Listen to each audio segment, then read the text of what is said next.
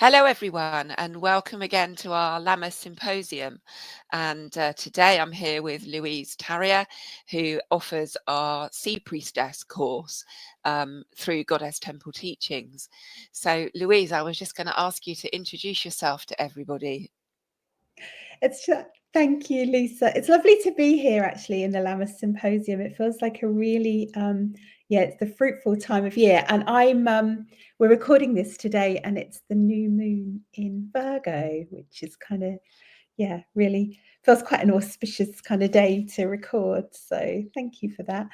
How do I introduce myself? It's always really hard to introduce myself because I do so many things.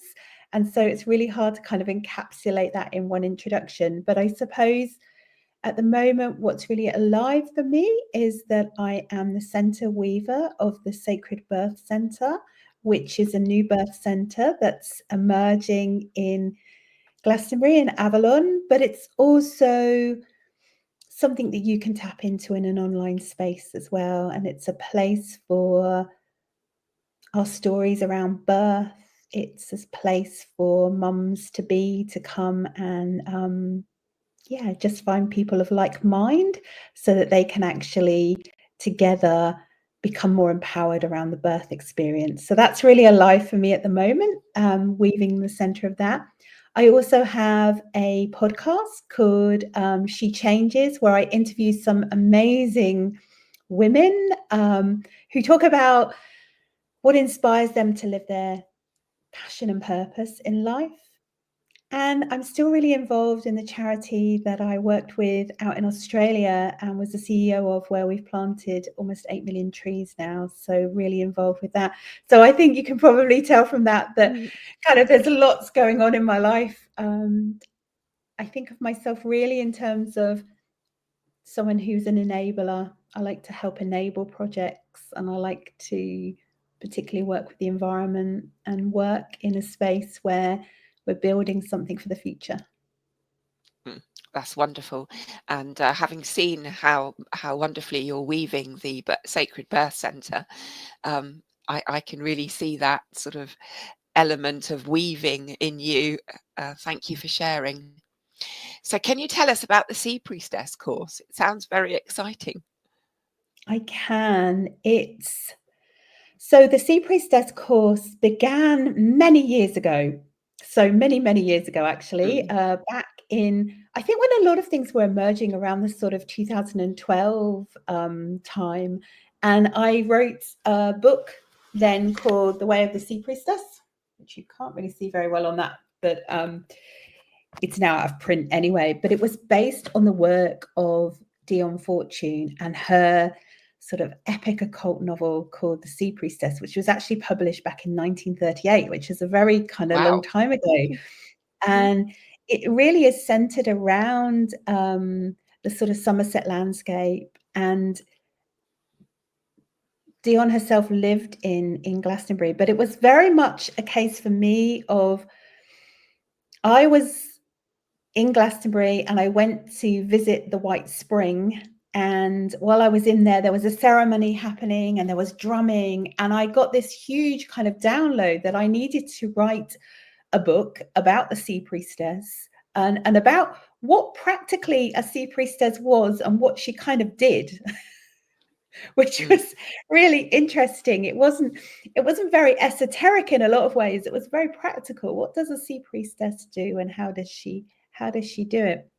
And so I wrote the book and then I began a course. And at the time, I then moved out to Australia. So most of the teaching I did was actually in Italy as part of the Turing Goddess Temple work and out in Western Australia. So I never really got to experience what it was like to teach and facilitate the course in Glastonbury, Avalon.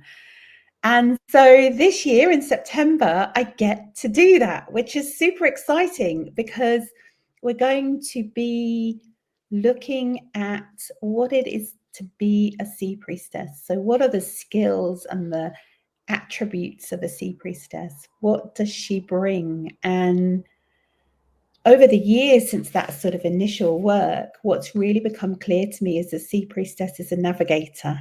So she is a navigator, not just of the seen world, but the unseen world. And she does that through the practice of oracling, the practice of divination from the land, and the practice of connecting really deeply to the seen and the unseen worlds.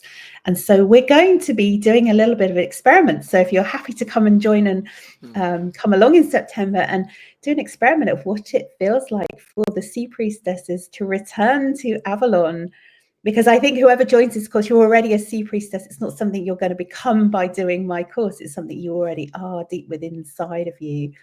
And you'll get to experience together with a group of us what it's like to do these practices out on the land in Avalon. So it is a course that requires some sturdy shoes, because we're going to be doing a lot of walking. We're going to be out on the land a lot. And it also requires a beginner's mind. So it requires the ability to maybe forget some of the things you've known and experiment along with the rest of us into what that new feels like, what it feels like to be a sea priestess in 2025. Thank you. Yeah, that sounds amazing. It will be a beautiful journey.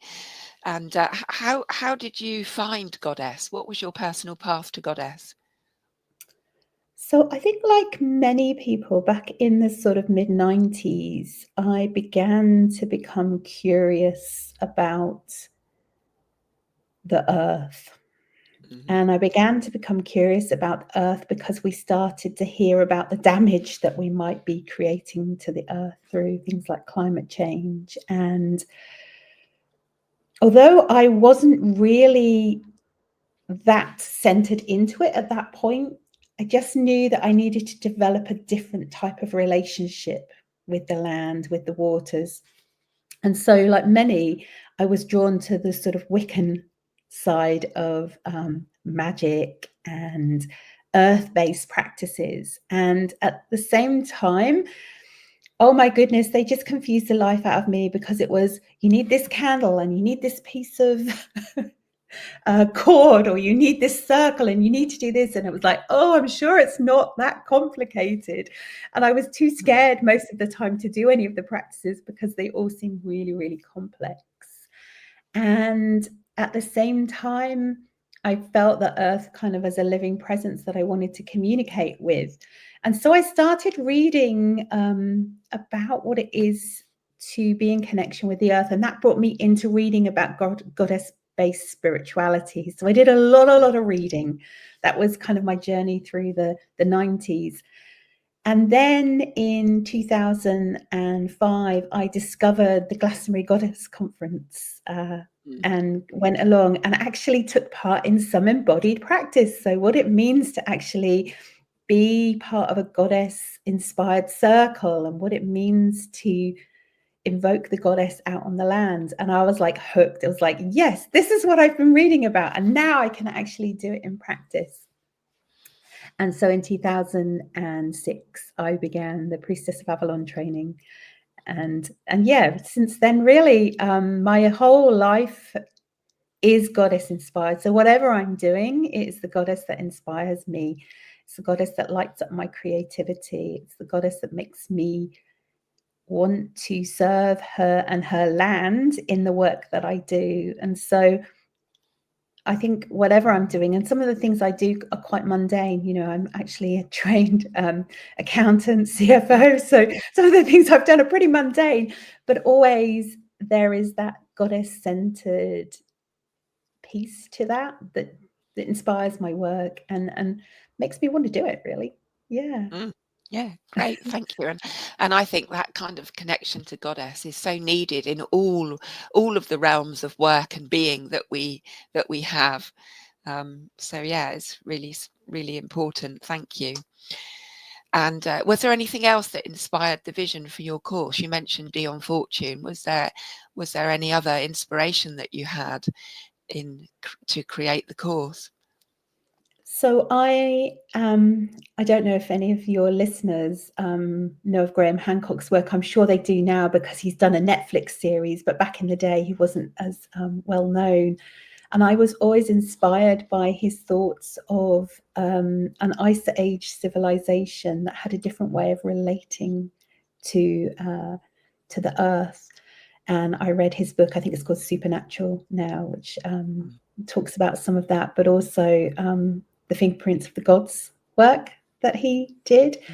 And I have this kind of innate feeling that there was a navigating civilization that was able to navigate the globe, but had a very different relationship with the earth. And so in a strange way, that's kind of inspired some of the parts of the Sea Priestess that are sort of less inspired by Dion Fortune's work, although she does talk of Vivian Morgan Le Fay as being part of an Atlantean civilization in her work. But yeah, there's that element of what's lost, what's mysterious, what did we know that perhaps we've lost, and what elements of that lost knowledge can we gain through meditation and through divination. So yeah, it's a kind of a mystery, and I love a good mystery. So for me, there's a mystery inspiration to the Sea Priestess as well. Great, it sounds amazing. And you start in September? We start in September, yes. So if anyone is interested in finding out more about the Sea Priestess course, you can find all the information on the Goddess Temple Teachings website, which is www.goddesstempleteachings.co.uk. And if anyone has any questions, then you can comment below the video in Goddess Conversations, or you can message us to find out more as well. So thank you, Louise, for sharing your journey and for talking about the Sea Priestess course. And thank you so much for your time.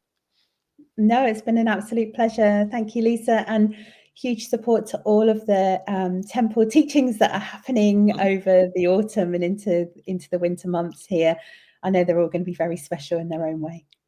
Yeah, thank you very much.